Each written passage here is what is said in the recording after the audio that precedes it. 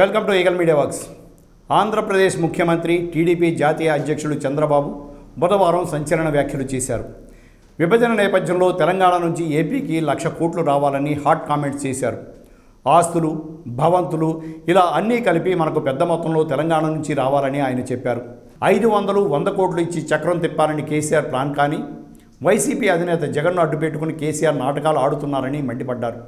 ఏపీకి 500 కోట్ల సాయం చేద్దామని కేసీఆర్ భావించారని గతంలో చెప్పారని, ఇప్పుడు జగన్ ఏపీ అసెంబ్లీ ఎన్నికల్లో గెలిచేందుకు 1000-2000 కోట్లు ఇస్తున్నారని, ఇలా ఇచ్చి ఏపీలో చక్రం తిప్పుదామని కేసీఆర్ భావిస్తున్నారని అన్నారు. తద్వారా మనకు రావాల్సిన 1,00,000 కోట్లను ఇవ్వడం లేదని ధ్వజమెత్తారు. ఏపీలో టీడీపీ వంటి సరైన ప్రభుత్వం ఉంటే తమకు నష్టమని కేసీఆర్ భావిస్తున్నారని, అందుకే జగన్ను గెలిపించే ప్రయత్నాలు చేస్తున్నారని అన్నారు. తనను దెబ్బతీసేందుకే కేసీఆర్, మోడీ, జగన్ కలిపి తొలి విడతలో ఎన్నికలు నిర్వహిస్తున్నారని, కానీ దీనిని తాను అవకాశంగా మలుచుకుంటానని అన్నారు. జగన్ చేసిన 100 ఎకరాల ఆక్రమణలు కేసీఆర్కు కనిపించడం లేదని చంద్రబాబు నిలదీశారు.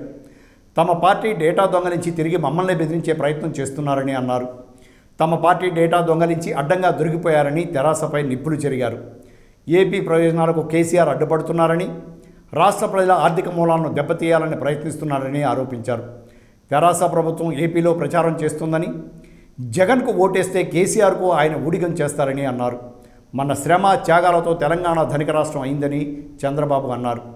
తెలంగాణ ధనిక రాష్ట్రం కావడానికి కేసీఆర్ చేసింది ఏమీ లేదని చెప్పారు.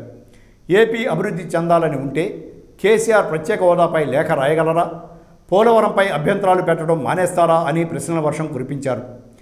జగన్ జుత్తు తన చేతిలో పెట్టుకొని ఏపీపై కేసీఆర్ కక్ష సాధించే ప్రయత్నాలు చేస్తున్నారని అన్నారు.